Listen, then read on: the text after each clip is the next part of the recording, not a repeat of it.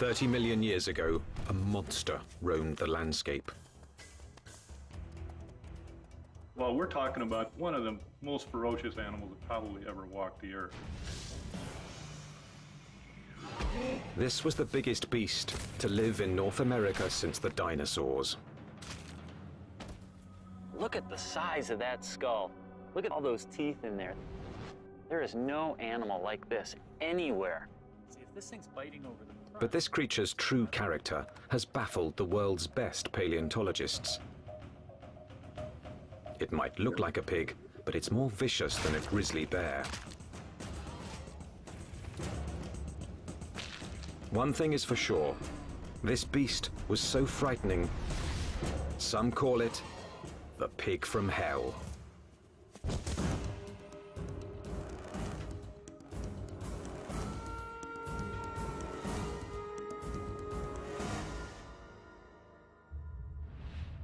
Prehistoric America, 30 million years ago, the dawn of the Oligocene epoch.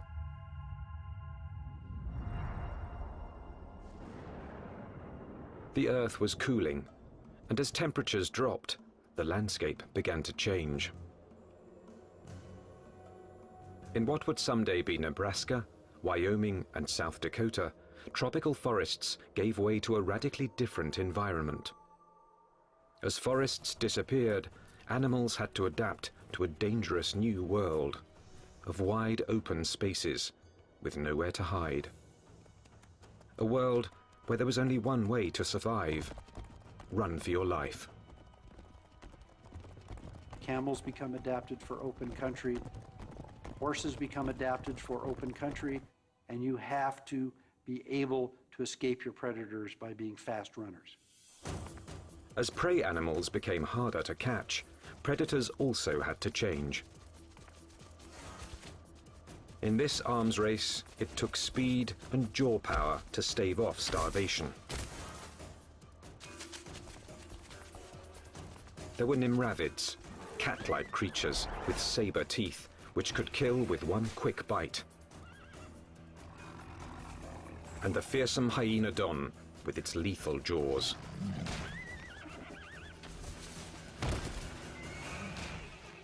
There was another animal stalking these deadly grasslands. Scientists call it the entelodont. More than a meter at the shoulder, weighing in at 270 kilos, entelodont was the Oligocene's #1 menace. Entelodonts, I mean, they were really bad-looking animals that only a mother could love. And if you were another animal on the landscape, I mean, you saw one of these things, I think you'd go in the opposite direction. Paleontologists have always looked at the entelodont's sheer power with reverence. But its behavior is one of evolution's most puzzling enigmas. Was it a pure hunter? Or did it use its battle tank body simply to protect itself from other predators? Between the biting and the chewing, you wanted to stay away from the business end of this animal. Just look at it. Look at the size of that skull. Look at this, all those teeth in there. There is no animal like this anywhere. Entelodont's name means perfect-toothed. Its teeth were driven by a perfect system, which gave this creature a ferocious bite.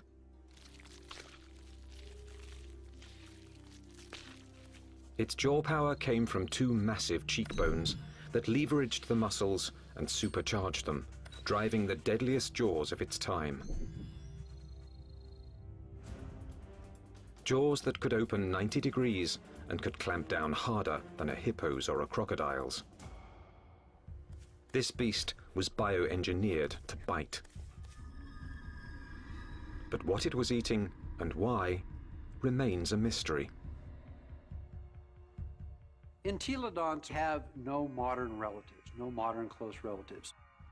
So it makes it a challenge for a paleontologist to figure out how they made their living. What would an animal with such an enormous flange on its face, such enormous teeth, be eating? What was it doing? Entelodont fossils first caught the attention of scientists in the 1850s.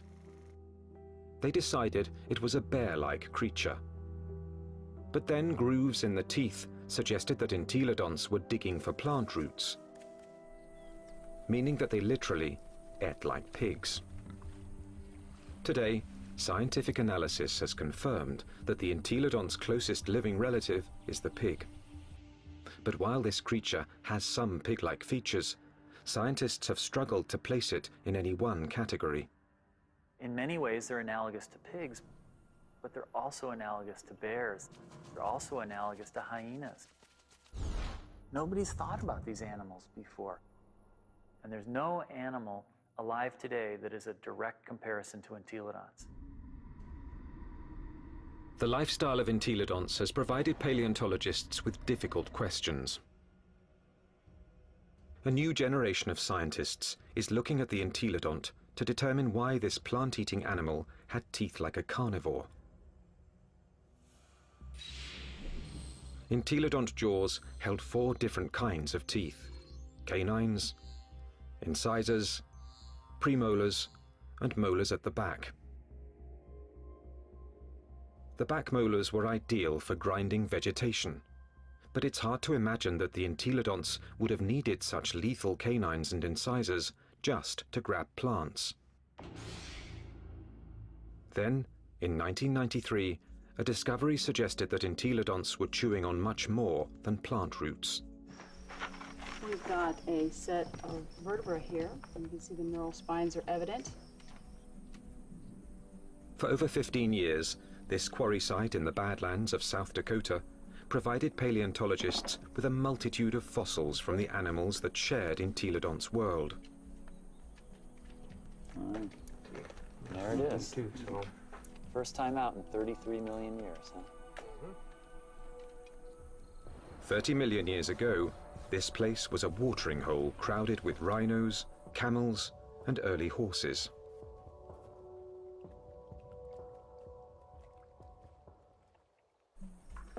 Well, we have some articulated ribs. Scientists also found one of the largest collections of entelodont bones in the history of North America.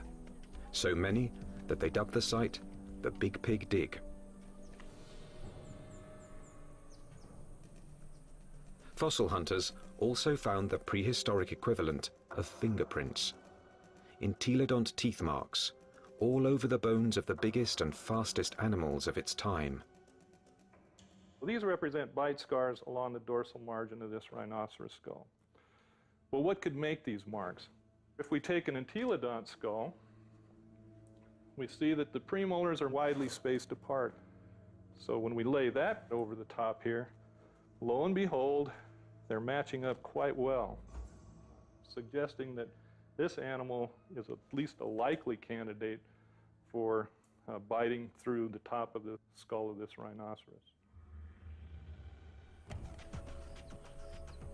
The dig presented key evidence that entelodonts didn't just eat plants, suggesting that they were less like modern pigs and more like fearsome prehistoric predators.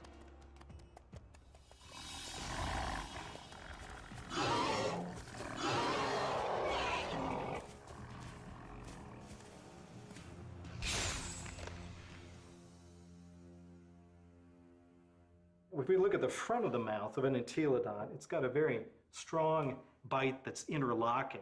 The teeth come together like that. The tips of the teeth don't touch each other, so it's not really specialized for cropping vegetation. In addition to interlocking, the front teeth angle slightly forward, giving entelodonts the ability to grab and nip, something plant eaters don't need, but meat eaters do.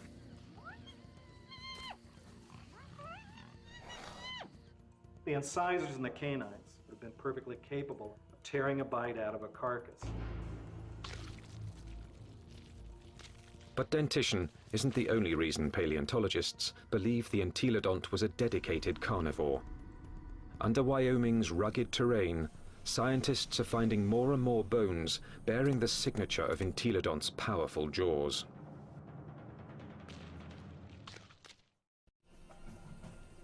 Across the Great Plains of North America, scientists are investigating a prehistoric pig.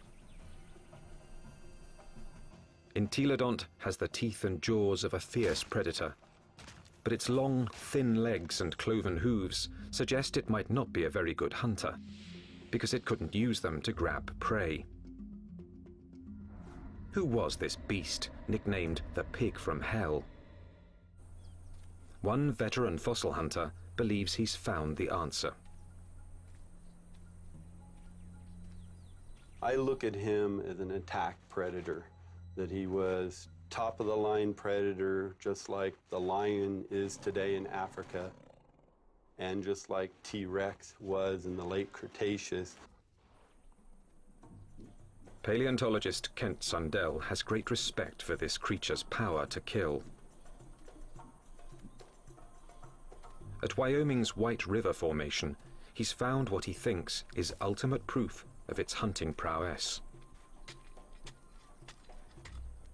25 million years ago, this was a flat plain near a river where horses, camels, and rhinos gathered to drink.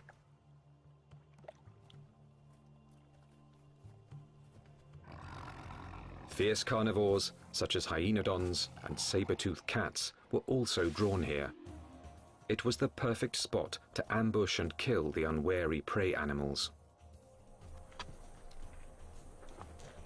In 1998, Dr. Sundell found the mangled skeletons of 7 miniature camels jumbled together. All the bones had been gnawed, and 6 were missing their hind quarters. In theory, they could have been the victims of several predators, like the hyenodon or early saber-toothed cats. But when Dr. Sundell matched up the teeth from White River's meat-eaters with the bite marks on the camel's bones, only one fitted.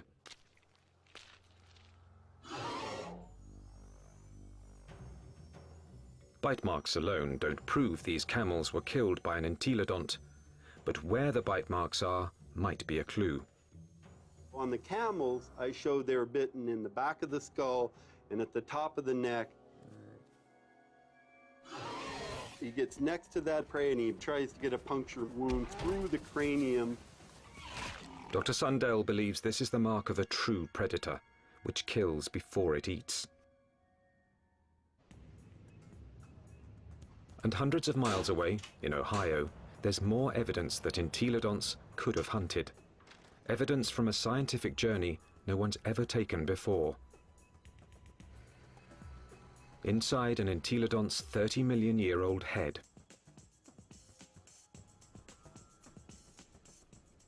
At Ohio University, anatomist Larry Whitmer uses a CT scan to electronically model the brain surfaces of prehistoric animals. When he modeled his first entelodont brain, he noticed something unusual. This animal's eye sockets face right back out at us. What that tells us is that this animal almost certainly had binocular vision, meaning the visual fields overlapped, which allowed them to have some depth perception. Larry Whitmer believes entelodont's eyes help to identify it as a predator. There's a decent chance that this animal has binocular vision as a predatory adaptation, to actually spot prey and actually judge their distances, which you might actually expect an ambush predator to have. So it could actually jump at the right speed and the right distance in order to capture its prey.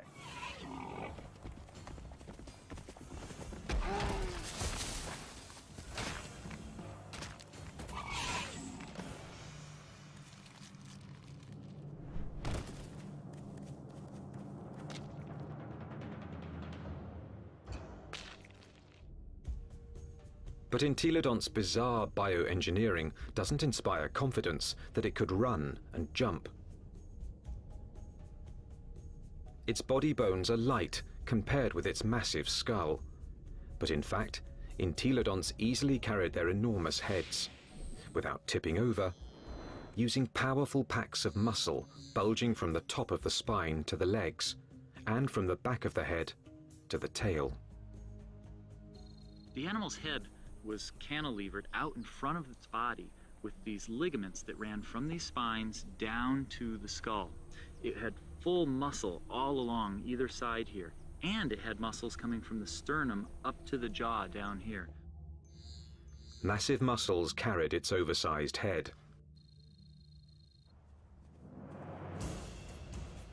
But to bring down a camel, it would also have to run fast. And that's when the entelodont's agile, lightweight body may have paid off. There's just one problem. When a predator catches its prey, it relies on its claws to grab it and bring it down.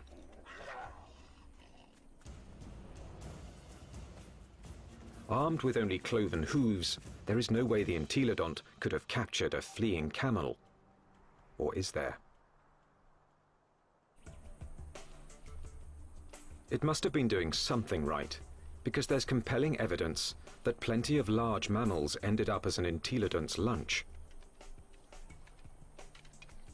Well, it looks like there's a lot of bones coming out along here, and right here we have a really large limb bone.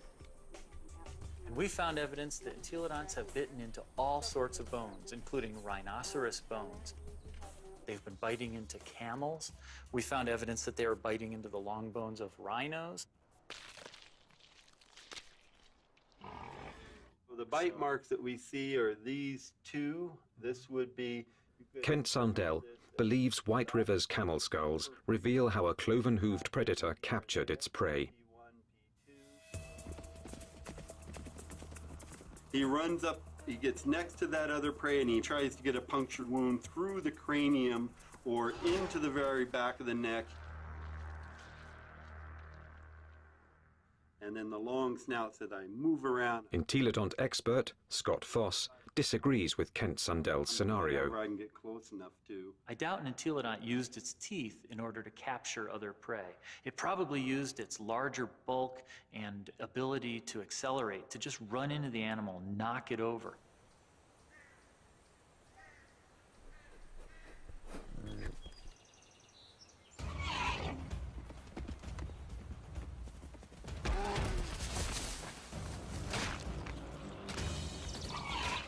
Once I had that animal knocked over, then the teeth can go into business, then the jaw goes into business, and it could crush whatever it went into. And it probably bit the animal right there in the head. Entelodont had all the tools necessary to kill prey animals. But there is more to the job of hunting than just the kill. A top-flight predator must have the ability to find and ambush its quarry. To understand this part of the process, science needs a fossilized window into an entelodont's world. What would we see if we could follow in an entelodont's 30-million-year-old footsteps? At a fossil site in Nebraska, that's exactly what scientists have done. And these footsteps have led them on the trail of the creature's hunt for food.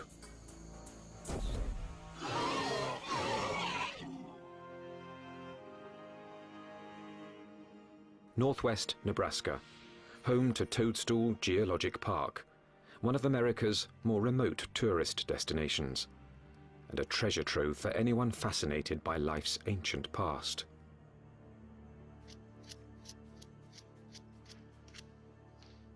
Okay, here's our heel pad. Toe, toe, center hoof, which bears most of the weight, the middle toe. So that makes this a very nice rhinoceros print. 30 million years ago, these solid rocks were muddy stream banks, where migrating animals left their footprints, still preserved in Toadstool's rocks. Well, once we get it clean, it's a very nice rhino. Weigh in anywhere around 500, 600, 700 pounds.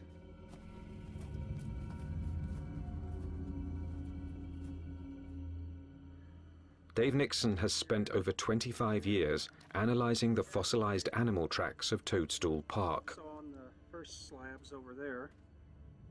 He pours water on 30-million-year-old tracks to make them more visible. he can then interpret the animal's behavior. And he's walking at a deliberate pace, but not excited until he gets to this point. He starts to become stuck in the mud and shows quite a bit of emotion here because he really kicks, lands here, and he's out of the mud, but he puts another leap in, and the third bound takes him out of our exposure, and we're seeing excitement, if not fear. And if you're a herbivore, somebody always wants you for lunch. The rocks reveal that something was following the rhinos. We also have some smaller tracks. They look really tiny until you realize they're the tips of the toes. And what we have is an entelodont. The entelodont tracks at Toadstool Park give experts like Dave Nixon an unparalleled opportunity to understand how these creatures might have hunted. Because on that day, 30 million years ago, entelodonts weren't the only animals following the rhinos. And we have a set of carnivore tracks over here. These are smaller, and there are some claw marks on the inside. And we have another set right here. That carnivore may have been a hyenodon. 30 million years ago, hyenodon was one of the top. Its powerful jaws could pin down any prey animal. Then its razor-like teeth would finish the kill. But it also had the patience to track the prey over long distances. The carnivores are following the herd animals who go through first and fairly close. They'd be relatively on the heels of the group.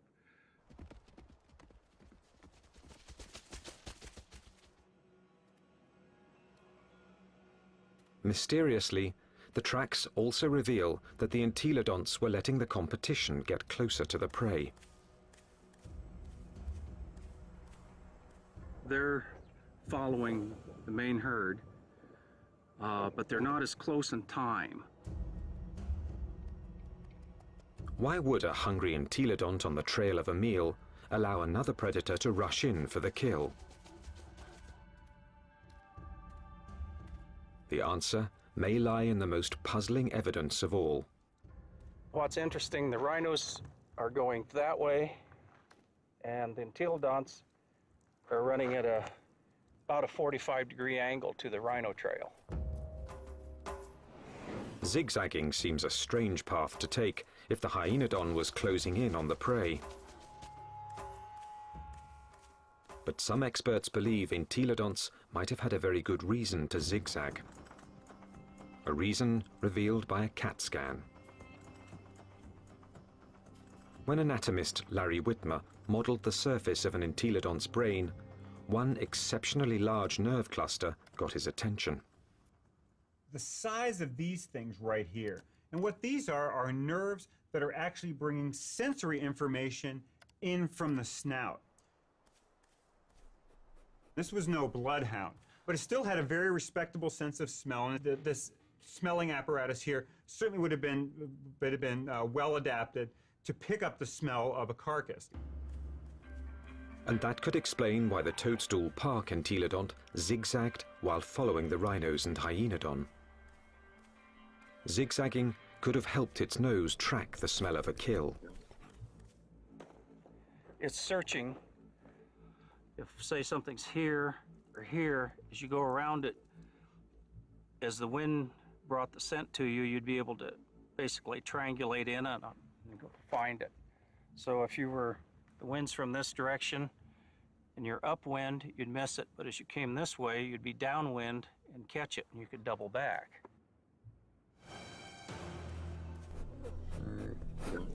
It puts its nose up in the wind, it catches the scent, and then it's going to start zigzagging along, walking from one side of the riverbank to the other till it picks up a smell, and then it'll start zeroing in on it.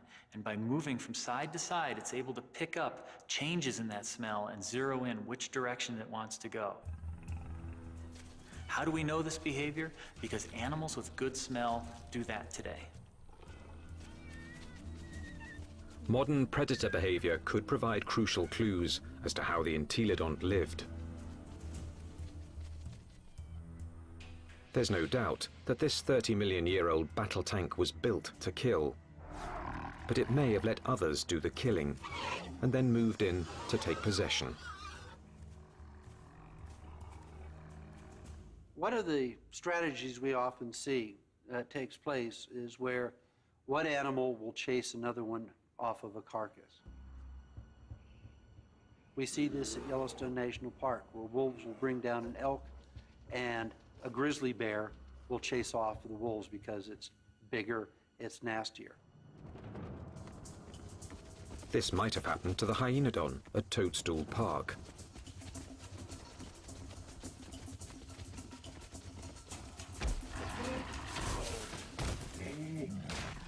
The hyenodon has run down and killed an exhausted rhino and is feasting on the carcass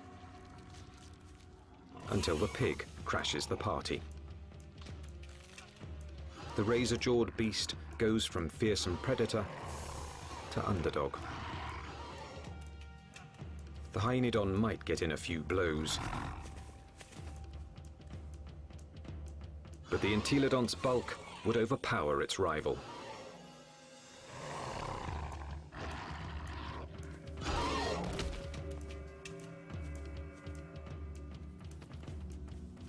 Entelodont had the tools to take any carcass it wanted.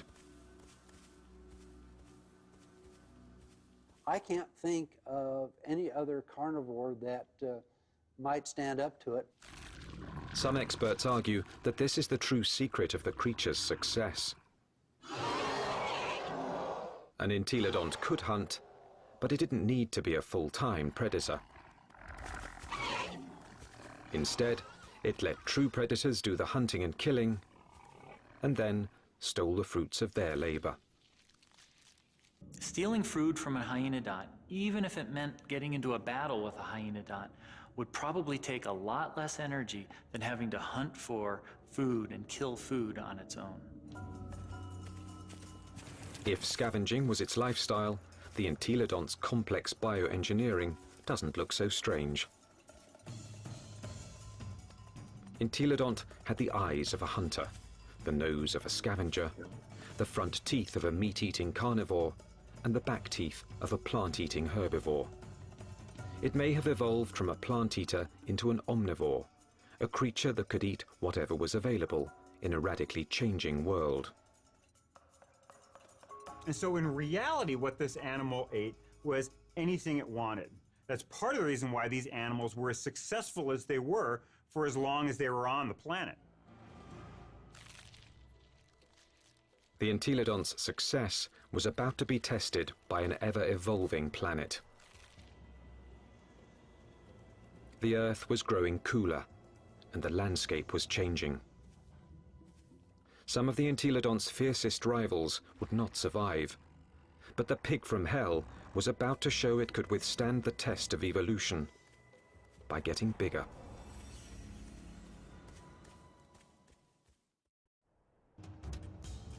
"25 million years ago, entelodont reigned supreme.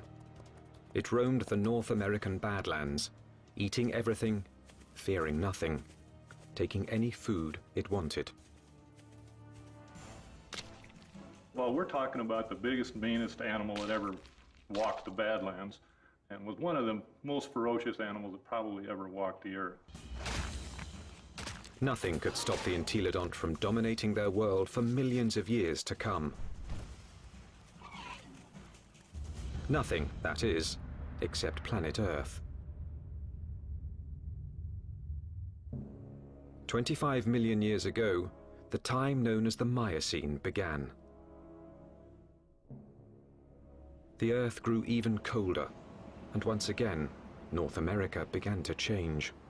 The trend towards drying, a more arid environment continued, and you see woodlands become less frequent, become more scattered, spotty, confined along rivers. So you're talking about an open grassland environment very similar to what we think of the Great Plains today. The fossil record reveals that as plant foods grew more scarce, mass extinctions began.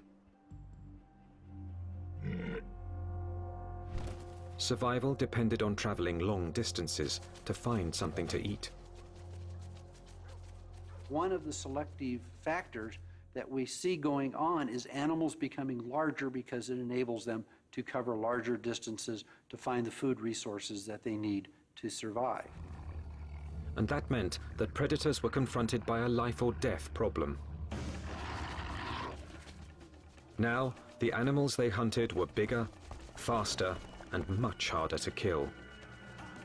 It's like an arms race. If the prey become much larger, they become too big for carnivores to handle, and so the carnivores have to get larger in order to be able to feed on these larger prey items.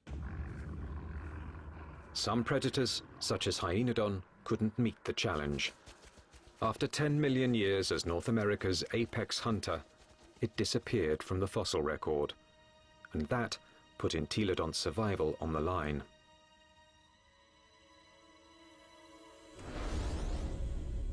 When the predator is gone, the scavenger is now in danger. The scavenger now needs to adjust its lifestyle. And if the scavenger isn't very flexible, it's going to have a difficult time. And in fact, the so-called pig from hell disappeared from the fossil record at about the same time. But this species wasn't gone. Entelodonts evolved to rule the North American plains with a vengeance. This pig hadn't become extinct, it had supersized. This new version stood over 2 meters tall and was 4 to 5 times the size of its predecessor. It still had a battle tank body and a sprinter's legs. Its skull and jaws were now even more massive and more intimidating. It was bigger than a modern bison.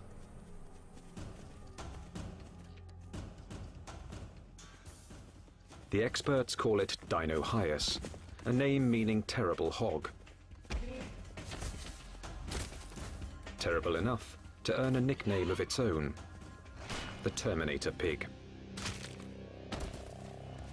Dinohyus. This is the monster of monsters. This is the beast of beasts. The skull alone is almost 1 meter long. This thing could bite through anything. The canines are this big around. They're just an enormous animal. And what is it doing? The answer lies at Agate Springs, Nebraska, one of the few places in North America where Dinohyus fossils are found. 24 million years ago, this place was a watering hole, an oasis in the arid sea of grass.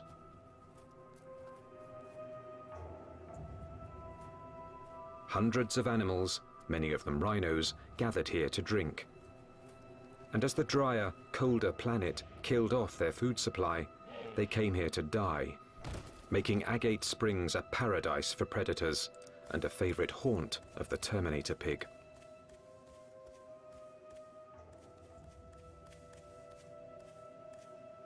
This thing was eating the big animals.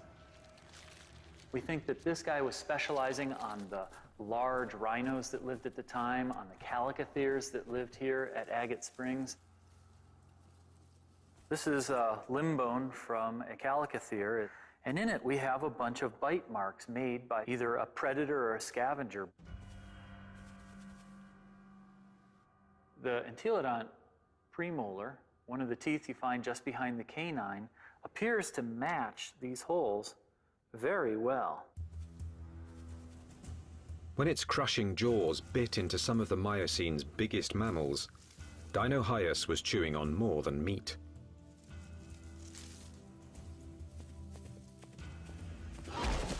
But the important part of this bone is this end here where it's been broken off.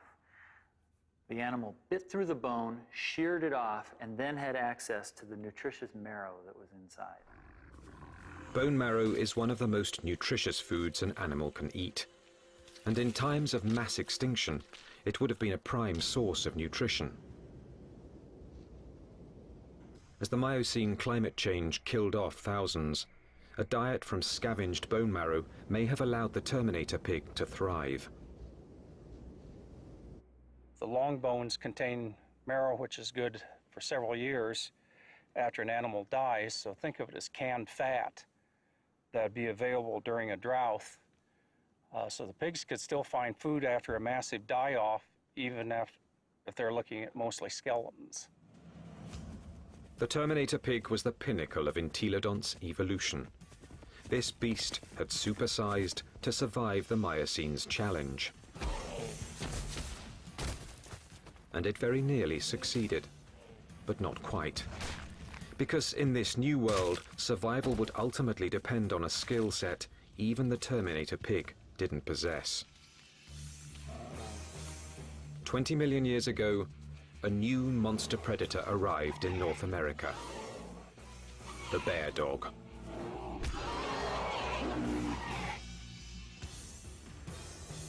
The Miocene epoch, 20 million years ago.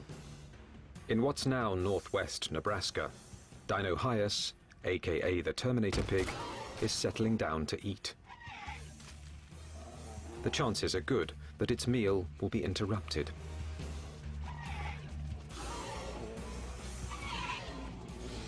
With its huge size, it could handle just about any threat to its dinner. Except a threat it had never seen before: the bear dog. A recent arrival from Asia, this savage, bone-crushing beast wouldn't back down from any fight.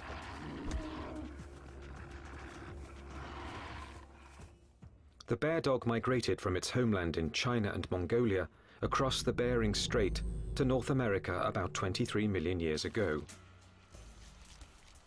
Just about the time that North America's top predator, the hyenodon, suddenly disappeared.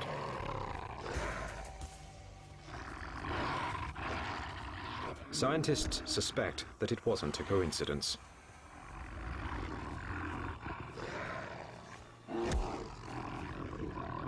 They certainly were probably much better predators in lots of ways compared to hyenodon.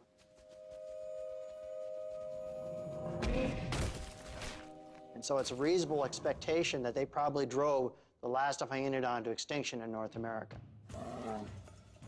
With hyenodons gone from North America, the bear dogs faced off with their only remaining competition: the Terminator pig. Dinohyus relied on its massive size and killing jaws, two advantages its ancestors had once deployed against hyenodon.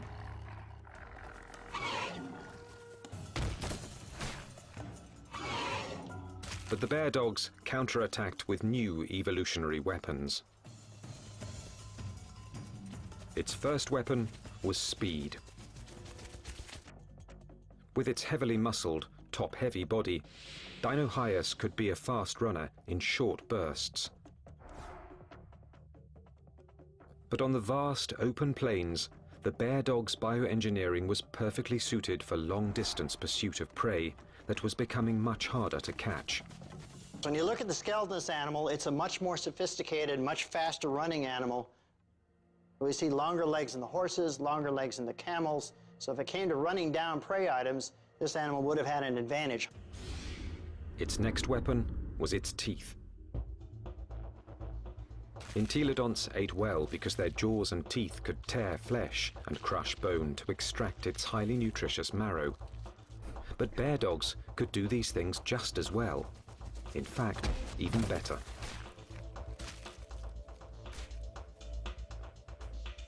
It's a great animal at biting bone, eating bone, crushing it.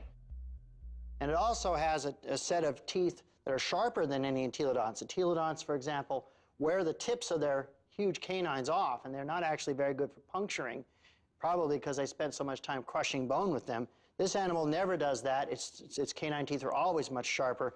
It also has better slashing teeth in its jaw than any entelodont had. So in many ways, it did a better job of what entelodonts had done than entelodonts ever did.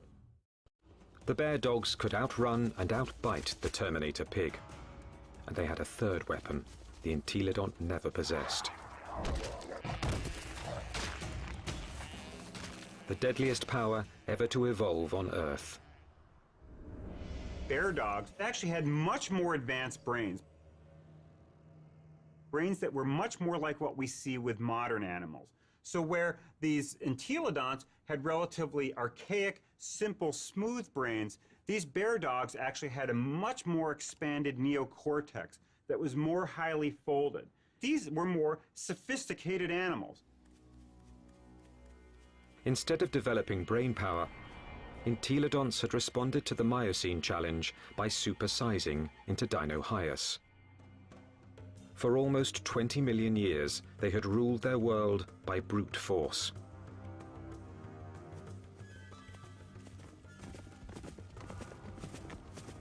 But no more. From now on, brains, not brawn, would decide who won and who lost nature's battle to survive. The mammalian world was fully caught up in this neural arms race. That arms race was starting to take place, and these entelodonts apparently weren't taking part in that. That may have actually put these animals at something of a disadvantage. This was an animal that almost certainly was driven mostly by instinct, with fairly predictable, stereotyped responses. This was not a clever animal. In combat, Dinohyus would have been bigger and stronger, but brain power could have given bear dogs the decisive advantage. Today, intelligent predators like wolves make up for their smaller size by hunting in packs to execute a creative plan of attack. Bear dogs might have followed the same strategy against Dinohyus. It's very difficult for Dinohyus to compete with the bear dogs. With a pack of bear dogs, even a large Dinohyus would have a difficult time chasing them away from a kill. These smaller, less powerful, but more clever animals potentially were able to actually steal kills away from Dinohyus. That they actually could have used different kinds of techniques. Fooling Dinohyus, being able to lead it away, or to actually even take on Dinohyus itself in actual combat.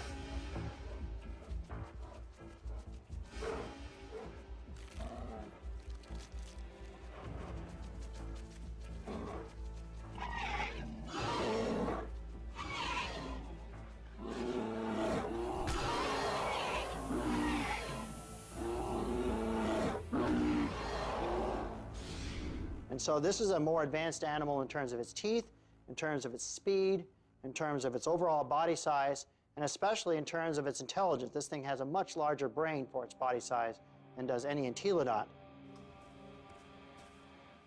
So this animal had entelodonts beat in almost every way you can think of. Within a few million years, after bear dogs arrived in North America, they had squeezed Dinohyus out. Its favorite food, the calicothea, was also extinct. Without this meal to sustain its own massive bulk, the Terminator pig was forced to compete directly with bear dogs for smaller prey. And that meager food source wasn't enough. The supersizing that had once guaranteed success was now a fatal flaw.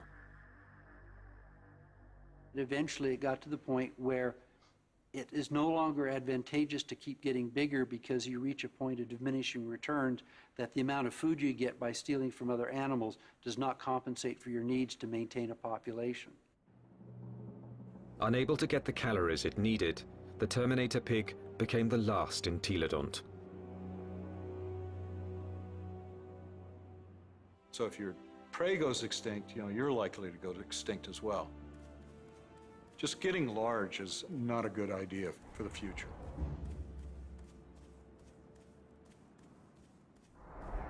Despite its rapid demise, entelodont was an evolutionary success. It dominated its environment for nearly 20 million years. It had the ability and intelligence to either hunt, scavenge, or forage, allowing it to survive on any available food source. This behavior is now the norm for more modern omnivores, like bears and humans. And some think a bit of entelodont's predatory instinct still lives on. When I was a kid growing up on a farm, I was always told, don't fall down the pig pen, they'll eat you. But the entelodont's living legacy isn't what fascinates the experts. Science is unraveling its secrets. Nothing else quite like it has ever walked the earth.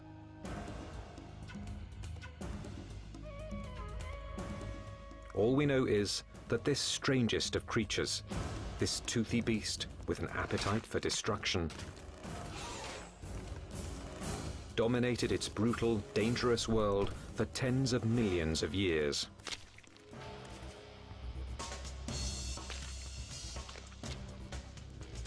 A powerful tribute to the entelodont, perhaps the most unusual and the most mysterious of all prehistoric predators.